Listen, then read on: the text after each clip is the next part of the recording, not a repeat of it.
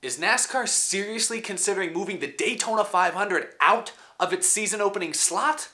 We've got some rumors to talk about today.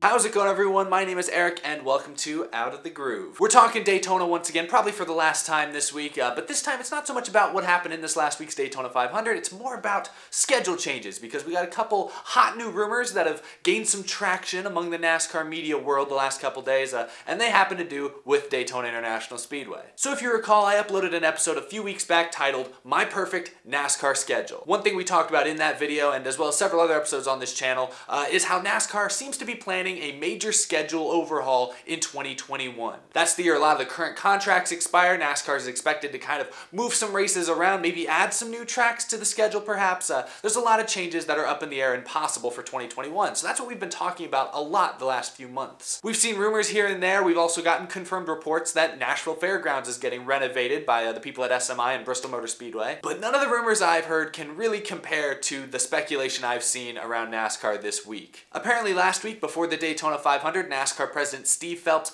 went on NASCAR Sirius XM radio talking about possible future changes, and during this segment, Phelps indicated that NASCAR has given some consideration into changing the date of the Daytona 500. Not so much the day specifically, but actually maybe where it will land in the NASCAR Cup Series schedule. Here's the exact report I saw last week. NASCAR President Steve Phelps shed more light on it during a Sirius XM interview Wednesday morning, suggesting the 2021 schedule will have more impact as far as new tracks, but next year will bring some significant changes, namely that the Daytona 500 might not open the season, which is probably why the proposed elimination of the Clash is being floated more publicly. So that is the rumor. NASCAR could move the Daytona 500 away from its season opening date and possibly bump it back, who knows, a week, 2 weeks, maybe 3 weeks later in the NASCAR schedule. I tweeted a little bit about this last week. Other people I saw talked about it on social media, and a lot of fans really blew up at the possibility of NASCAR actually changing the date or the lineup for the Daytona 500. The general consensus I saw is that most fans are not super excited about the idea of moving the Daytona 500 anywhere. However, before I go much further,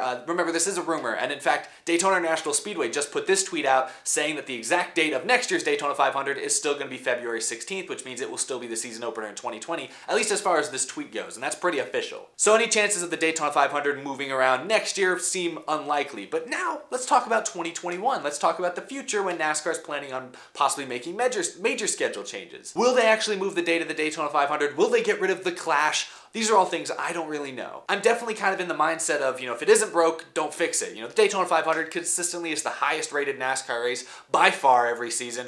It's the number one thing that's working best for the sport. Why would we try to adjust it? That's not really what fans are asking for. But if I may play devil's advocate for a second here, I can see the reasons why NASCAR would possibly go this route or even consider it. The Daytona 500 is the Daytona 500. It's always going to have more hype behind it than probably any other race on the schedule because it's the Daytona 500. It's historical, it's a spectacle, it's all that. In my opinion, if you bump the Daytona 500 to the second or the third race of the season, I don't really think it would lose much viewership. I think the ratings would still be there just because it is the Daytona 500. If you still market it as the Daytona 500, the Great American Race, all that stuff, the viewership, the interest, the ticket sales, I think will all still be there if you bump it, say to the first week in March. TV ratings would probably drop a little bit because it's not the first race of the season. I think part of the reason the Daytona 500 is as popular as it is because it's the opening race of the season, it's the start of a new year, so I can get that. I think that is some of their viewership, but I'm saying most of Daytona's viewership and popularity comes from the fact that it's a spectacle and comes from the fact that it is branded the Daytona 500. It's kind of been proclaimed as the biggest race in our sport. So moving the Daytona 500 to the second or third week of the season, I don't think would hurt its ratings that much. Now, one idea I've heard is maybe making Atlanta the first race of the season. It's still in a southern state. During the winter months, you need to be in a warmer place. Or one idea is maybe giving Homestead, Miami a second date, making it the first race of the season. No matter what track you choose, making that race the first race of the season would do wonders for its typical viewership and probably for its ticket sales. In my opinion, you look at any other sport, opening day or opening night, whatever you want to call it, typically draws in a lot of eyeballs, typically sells a lot of tickets because there's a lot of hype.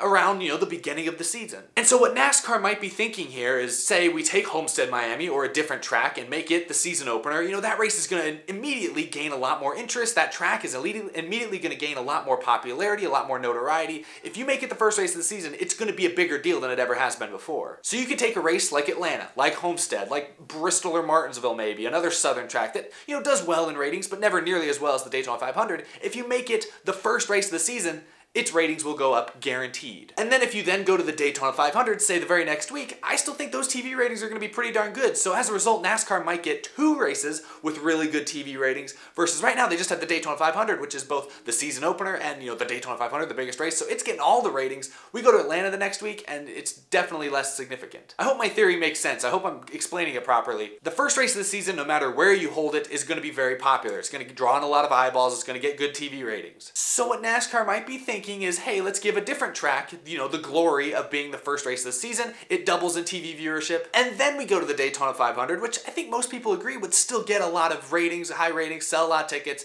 It doesn't matter where it lands on the schedule, it will still be popular. And as a result, NASCAR can have the first 2 races of the season, maybe with similarly great TV ratings and attendance and viewership and all that. The way it is right now, we kind of put all our eggs in the Daytona 500 basket, so to speak. It's the first race of the season, and it's the biggest race. So it's going to get great ratings, guaranteed. But the moment we leave Daytona, second week of the season in Atlanta, ratings immediately start to kind of drop. It's just the way it is. So maybe what NASCAR is thinking is, this way you can make both the first and the second race of the season, have a lot of hype behind it. So maybe a good build-up for the Daytona 500. I don't know if that would really work. Like I said, I'm kind of the mindset where if it isn't broke, why bother fixing it? The Daytona 500's been a ratings winner for NASCAR ever since it's basically been created, for decades now. So I don't know if that's enough of a reason for NASCAR to want to risk changing it. In my opinion, I think it's fine where it is on the schedule, but if they had a real plan to come forward and make a reasonable change and gave a good explanation for it, I'd be all ears. Daytona 500 does not need to be the season opening race. It's only been the opening race since like 1982, right? For decades before that, it was the second race of the season. So if you're talking about tradition, I'm not one of those people that feels like the Daytona 500 has to be the season opener. You can run it whenever you want, honestly. As long as you brand it the Daytona 500, I'll watch. But anyway, let me know in the comments down below, would you be okay with NASCAR moving the date of the Daytona 500, even if it's just a week or 2 later?